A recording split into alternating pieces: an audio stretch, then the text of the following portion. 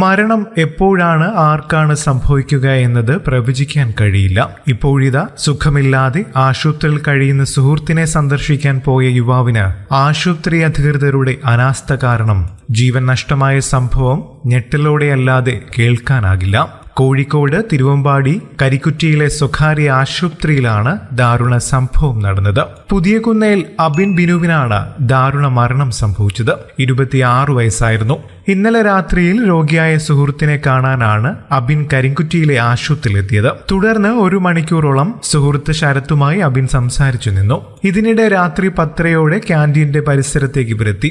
ഇവിടെ ഒരു ചെടിയിൽ വയർ കെട്ടിയിരുന്നു. ഇതിൽ അബിൻ തൊട്ടു. വയറിന്റെ പാതി നിലത്ത് വീണ് കിടന്നു. ഇതു കാണാതെ അബദ്ധത്തിൽ അബിൻ വയറിൽ ചവിട്ടിയതോടെ ഷോക്കേൽക്കുകയായിരുന്നു. അബിനെ പിടിച്ചുമാറ്റാൻ ശ്രമിക്കവേ സുഹൃത്ത് ശരത്തിനും ഷോക്കേറ്റു. തുടർന്ന് മറ്റൊരാളോടൊപ്പം അബിനെ പിടിച്ചുമാറ്റിയപ്പോഴേക്കും ബോധം നശിച്ച അവസ്ഥയായിരുന്നു. ശേഷം ആശുപത്രി അധികൃതരോട് വിവരം അറിയിച്ചപ്പോൾ കറണ്ട് പ്രശ്നങ്ങൾ ഇല്ലെന്നാണ് അവർ പ്രതികരിച്ചത്.